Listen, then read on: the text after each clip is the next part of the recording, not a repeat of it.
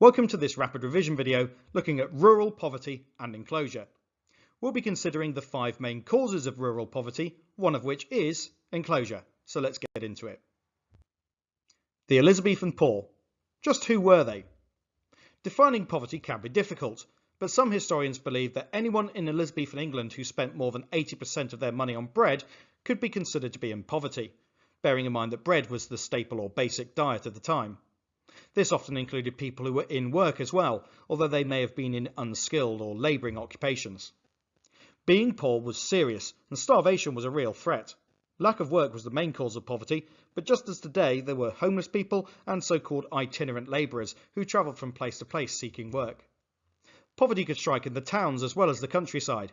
A 1570 survey of Norwich revealed that about 40% of the poor counted were under the age of 16 years old. 2/3 of adult poor were women, and 1/4 were over 60. Many of them were widows.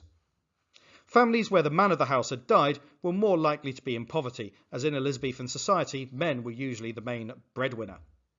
So why did poverty increase, particularly in rural areas? Cause 1. Population. England's population expanded rapidly during Elizabeth's reign from 1558 to 1603. It actually expanded by about 35%, and by the end of the reign it was well over 4 million people. While this is a small population compared to today, the country was far more self-sufficient, relying mostly on a rural population working as farmers. However, towns and cities were growing quickly too. London had a population of 150,000 people by 1603, 10 times the size of the next biggest city, Norwich, which we've just mentioned. Cities and towns couldn't feed themselves. They still relied on rural villages and farms to fill bakeries with bread and butchers with livestock to slaughter. There was only so much food to go around, so prices in towns and cities rose. It was the poor who were hit hardest and hit first. This leads us on to cause number 2, price rises. The rise in population had knock-on effects on prices.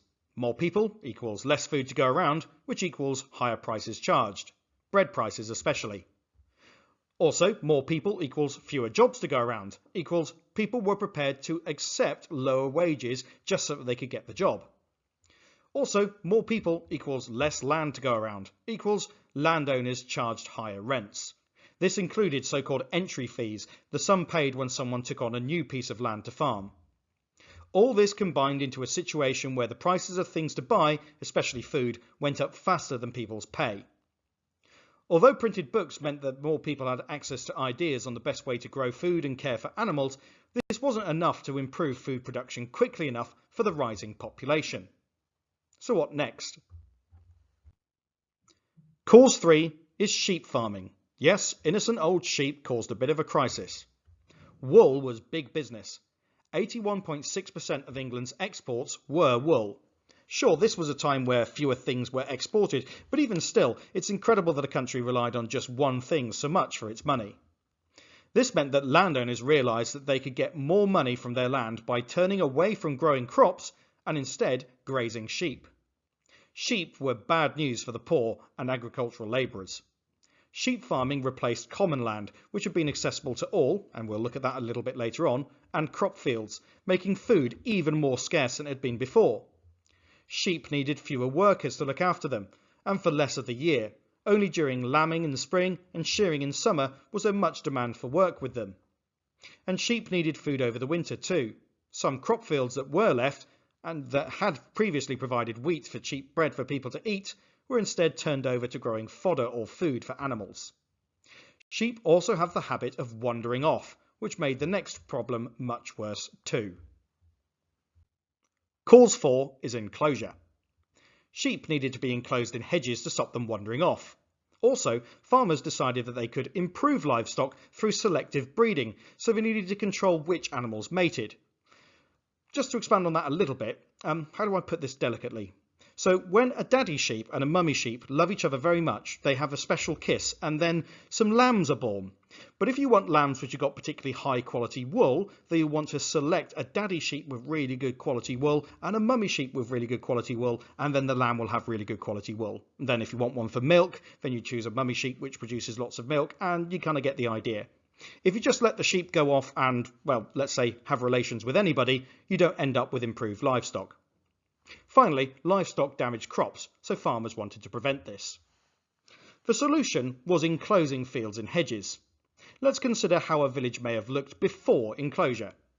I've used a piece of cartography software, well, Microsoft Paint, to draw the basic layout of an imaginary village.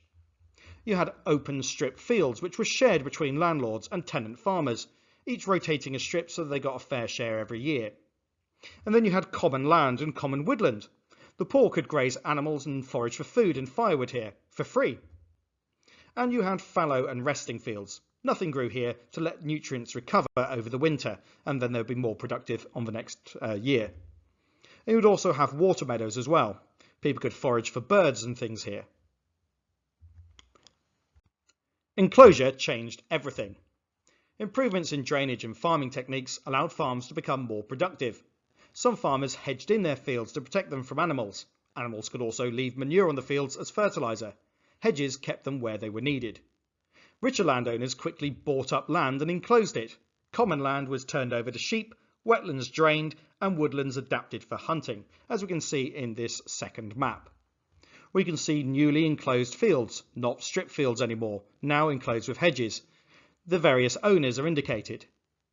Also, common land and woodland has been enclosed into sheep grazing and a private deer park. And there are enclosed fallow fields too. These could be fertilised by animals in the winter. And the drained meadows have now been bought and turned over for grazing. So where do the poor go in all this? The law locks up the man or woman who steals the goose from off the common, but lets the greater villain loose who steals the common off the goose. So says the old rhyme from, let's face it, sometime after Elizabeth's time. But why was enclosure such bad news for the poor? How did it cause poverty? Well, firstly, it restricted land, making rents more expensive for tenants. It also made farming more efficient, a good thing, but that also meant that there were fewer jobs for labourers. Common land was also enclosed. This was a disaster for the poor. Common grazing could no longer be used to support animals, or used for foraging, wild food and firewood. This loss of common land might make the difference between keeping going or going hungry for the very poorest subsistence farmers. It was hugely resented. Cause 5 is related. As farming became more profitable, landowners increased their rents as much as they could. Tenant farmers who couldn't keep up were evicted. Their land was then sold on to more successful farmers, making them richer, and often enclosing the land in the process.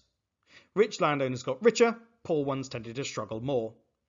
In the 1560s, Sir Thomas Smith produced a pamphlet claiming that richer yeomen and gentry preferred sheep to growing food for people.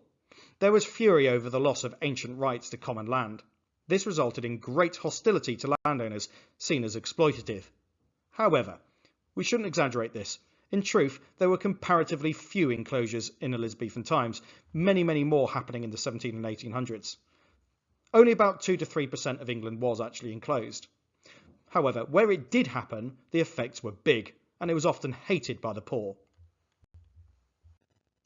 We'll finish by considering this interpretation by historian Ian Mortimer, who writes in the first person style, as this is a time traveller's guide to Elizabethan England, published in 2013. The destruction of arable or crop fields and villages is a profound worry to the families who are evicted. It is equally worrying to the authorities in those towns where the homeless husbandmen, farmers and labourers, go begging.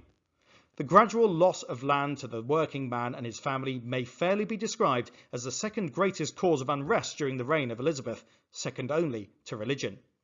So does this claim stack up? Well, there are many causes of rural poverty.